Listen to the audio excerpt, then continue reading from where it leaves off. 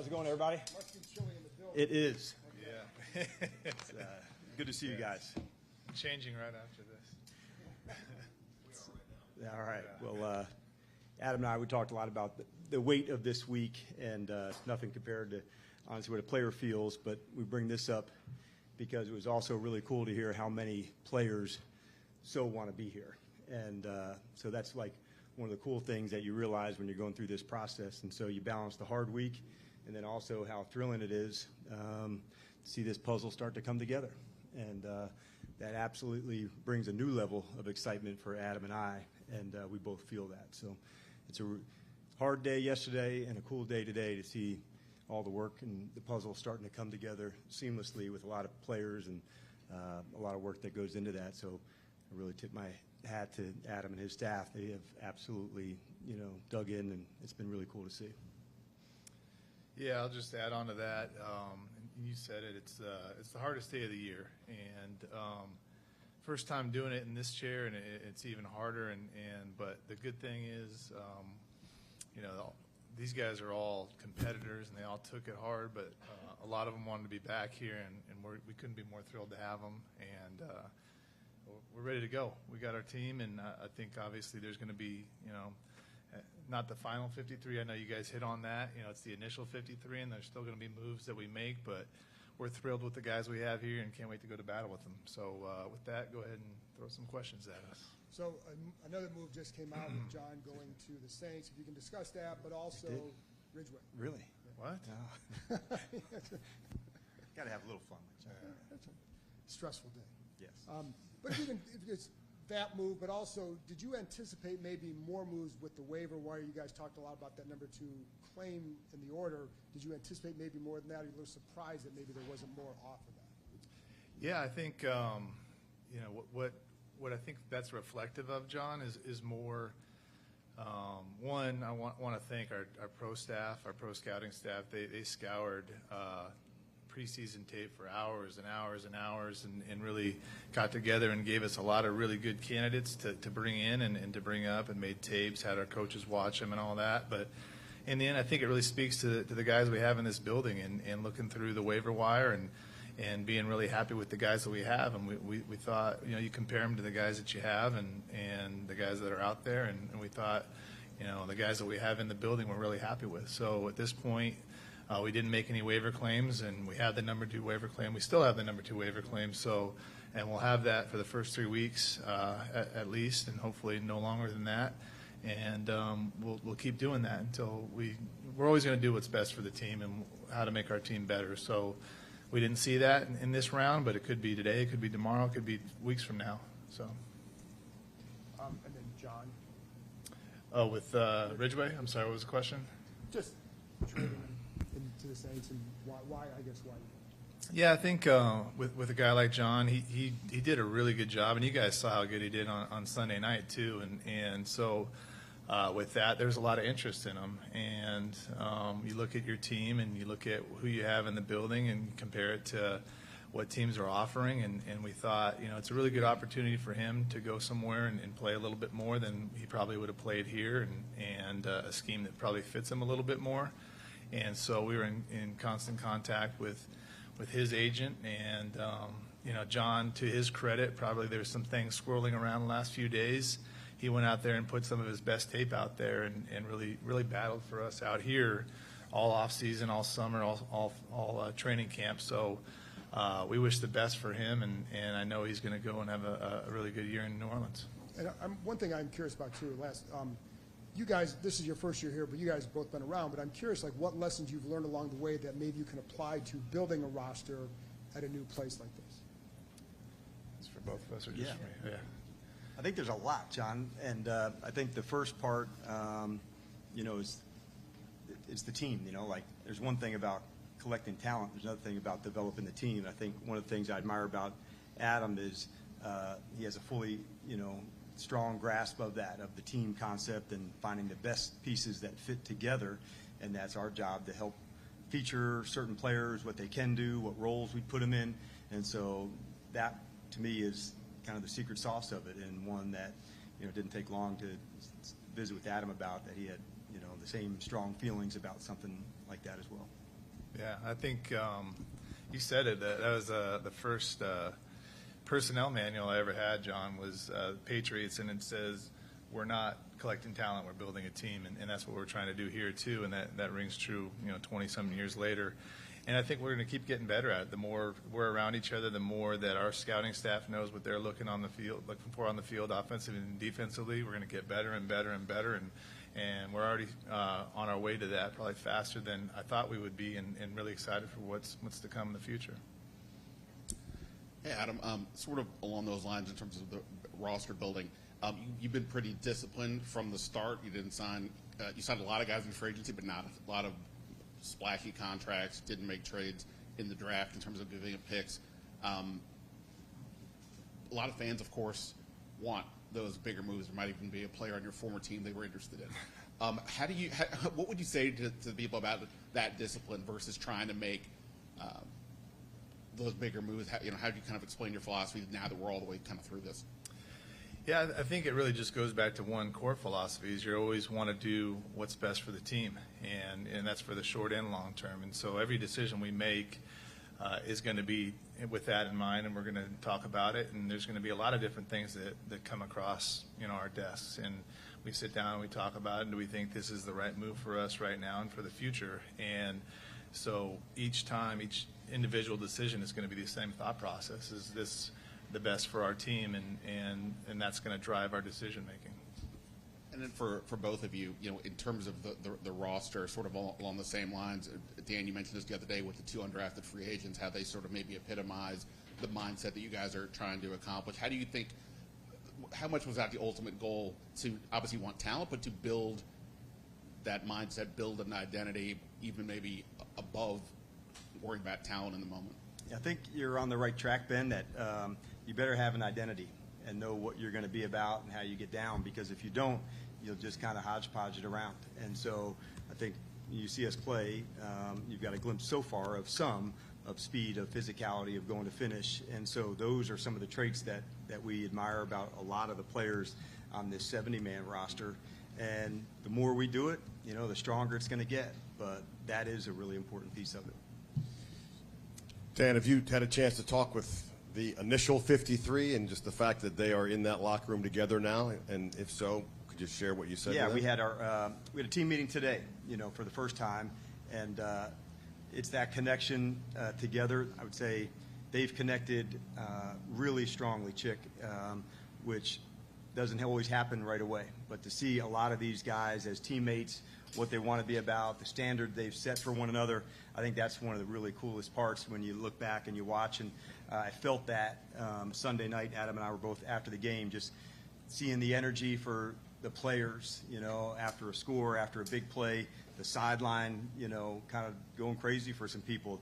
That's the type of environment that, Adam and I both really want to be a part of, like where we know we can work our ass off but really enjoy it too. And so what I do see from this crew is a crew that does that. Mm-hmm. And so they're working really hard together to find their edges, but they're also enjoying it together. And so that's why, what better compliment than when you release somebody and they text you back later, hey man, I really want to be a part of this or that, or when a player gets claimed by another team and they're waiting around to visit just because they wanted to, check in with Adam and make sure, to show that gratitude and appreciation. That doesn't happen everywhere, Chick. And so to see that, I don't think there could be a better compliment of the people that Adam has brought in, that they stand for the right stuff. And Adam, you mentioned this is the first time to be in that chair. You've been through the process, but now you're in that chair having those conversations one-on-one with these players. Was it different? Did you learn something? Did anything surprise you about being the guy who's deciding the fate of guys? Yeah, it hits harder. It hits harder, and I would look back, and I'd always look at John Lynch and say, why is he so has so much turmoil, and if he's not sleeping one night, and you're fine. And then you're sitting in that chair, you realize the totality and the weight of it, and it wears on you, and they're hard, and they're hard.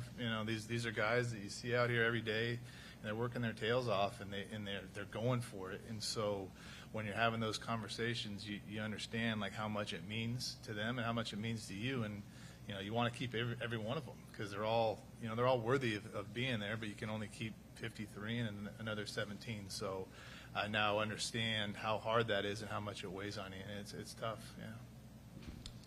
Obviously, they weren't your guys' draft picks, but 5 of 7 draft picks from last year were released. How do you kind of balance guys who are on, cheap team control versus upside and talent? Yeah, I think in regards to the draft picks from last year, and I think DQ hit it on the other day, Mitch. These guys were all Commanders, and they're all ours. So and we're thrilled to bring a bunch of them back on the practice squad, and how it goes. A lot of them are going to be playing for us this year, and a lot of those guys embody what we're looking for. We just had, in our eyes, some other guys ahead of them, but that doesn't mean that they're not going to keep getting better and become really good Commanders for us. But you're always, we're trying to win, and it goes back to his initial press conference. We're recalibrating, so we're not, we're trying to build for the long term and win championships, year in and year out, but we're also trying to win right now. Do you guys anticipate making any major moves now before the season? Define major. It's too easy. I'm trying to think of something funny to say, but I can't. It's going to give you the same answer here, Sam. We're always going to do what we think is best for the team. So if a major move comes across and we look at each other and we talk through it with each other and we think that's best for us for the short and long term, we're going to consider it and we're going to make the move that's best for the team. So we're not averse to any of that, but we're not just going to go make a big splash move just to make a splash move. How do you feel about the supporting cast you've given Jaden, specifically in the receiver room? Yeah, we really like those guys, Sam, and that's why we felt we were comfortable with making the moves we made. And the guys that we have now are getting better and better each week. And not just the receiver room, but then you have 3 running backs that can catch the ball out of the backfield, and one who's a specialist at it, and Brian Robinson, I think, is underrated at that. And then Jeremy McNichols is a jack of all trades. And then you got the tight end room where we got 4 really good tight ends on the roster and a 5th one on the practice squad that can all catch the ball. So that group of eligible receivers we think is really good and have gelled really well with Jaden. 2 significant contributors to the team in the last week traded away for basically pick swaps coming back. Was there any consideration trying to get players back, or was that always kind of long-term versus short-term considerations? Yeah, I think you look at all the options when you do that, and you have conversations back and forth about what you're getting for compensation. And so oftentimes, I think certainly Ridgeway was a pick swap. I disagree with you a little bit with Jahan on a pick swap, but we got some good value for Jahan. Or picks instead of a player, anyway. Yeah, picks, yeah. But yeah, you look for in it if it's the players that help your team, then you definitely consider that. In our estimation, the trade that we made was the best value for us, and if there was players that we thought could help us in the short and long term, we would have considered that too. But in the end, we thought this was the best deal. And then the long-term mindset makes a ton of sense. You both talked about true north and recalibration, but does that get more difficult as you get closer to the season and it's like, hey, Tampa's in 10 days. Does it change, or do you have to put blinders on, kind of? I think it's a lot harder to get good players at this point in the season than it is in March and really in April. Those are the times when you can really get a lot of good players, and there's just not as many out there right now. They're all on teams for the most part. So you can tweak your roster a little bit at this point for the most part, unless you have a big opportunity somewhere. But we're really happy with the guys that we have out there, and we're pumped to go see them, and they're going to go out there and I think really compete their ass off and play off. And I guess it's a long-winded answer just to say we're happy with the guys we have. And we love developing the players too. So where we are, here on August 28th, players are going to also grow and improve with it. And so every good team does that. You're playing your best towards the end. And that's part of developing and growing, and that's a cool thing. Yeah. Adam, unlike some of your predecessors, you're coming into a whole new situation with no kind of institutional knowledge of kind of what happened here, but having seen sort of players around the league. How did that fresh perspective kind of help build this roster for you from the time you started until now, and kind of having a fresh and no preconceived notions about the people who are here? Yeah, it's great to come in, and it's also good. It's good for me to have a fresh set of eyes, but it's good for the players that were here to have, us having a fresh set of eyes on them and allowing to, evaluate them for what we see. And so I think along with the guys that we brought in, I can't, be more complimentary of the guys that were already here and the way they bought into what DQ was doing and really having just a kind of a renewed sense of what they're doing. And I could go on, but the big names, you got Jonathan Allen, you got Deron Payne, you got Brian Robinson, Sam Cosme, Terry McLaurin, all those guys bought right into what DQ was doing. So that was really cool to see because they didn't know us from anything either, just like we didn't really know them from anything, and they bought right in, and that was cool to see. So we're really, really proud of that, really happy and thankful to them for that. And Dan, same thing. How cool is it as a coach to almost get a chance to help, along with Adam, kind of mold a roster in terms of the players you see the scheme fits for? Yeah, there's a lot of excitement. As hard as the last couple days are, there's also a sense of excitement to see this puzzle come together and clear it and go. And so when you have that, you can feel why we are so excited for this group and that's about to go out to practice. There are a group of guys that are absolutely going to go for it, and that's what we're looking for. So it's cool to see this puzzle come to life and see how it all fits together and the pieces fit together. And so it's a really cool experience, and you can feel our excitement for it because we know what they can do. How do the two of you approach that practice squad construction? Are you guys looking at it like, all right, we want to bring in 3 running backs, 2 wide receivers, or are you just looking for the best 17 players that you can add to the roster? Yeah, I think philosophically on a practice squad and really just kind of anywhere you're looking for a really good mix of guys that can come in and play for you. And that's one of the coolest things that, one of the only good things about COVID is that we were allowed to get a bigger practice squad because of the things that were happening then. And so that allows you to get 6 veteran players if you want on your practice squad, and then you can fill in the rest with younger guys. But so you have a mix of guys that can come in and sub in if you have a few injuries for a week or two, and then you have other guys where you can continue to develop. And like DQ says, even the veterans are still developing at that time. So you want to get guys that can help you right away, and then have another group of guys that can keep developing. So that's what we would look for, but you're always looking to get the best 17 that you possibly can. Candy and David, last 2. Hey, there you all. I had to, but it's fine. So We'll allow your 2, Candy. You've earned it.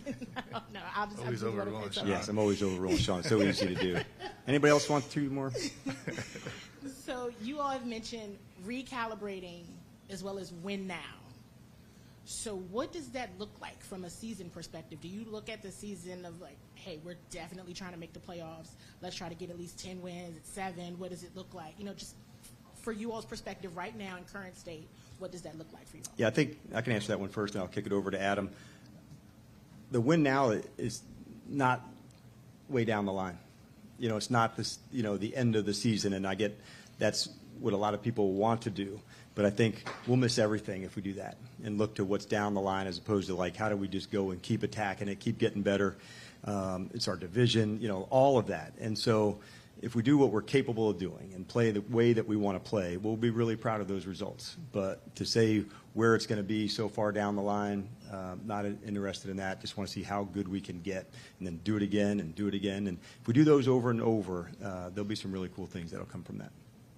Yeah, that's my answer too. No, it's really just getting better every day, and then the rest will take care of itself. I know these last couple of days have been tough for players, families, yourselves, so I really just want to know how you all are doing. Well, we appreciate that. It's hard for us, but nothing compared to the guy that sits across from us in those seats. And I think that's what maybe was so remarkable for some of those guys to reach out and want to connect with us, knowing that they really want to be a part of this locker room, Candy. And I think what a cool compliment to the players who are in that locker room. That's who they play for, one another. And so to have that experience of wanting to be here so significantly, that means a lot. And I think what a cool compliment to those guys in the locker room.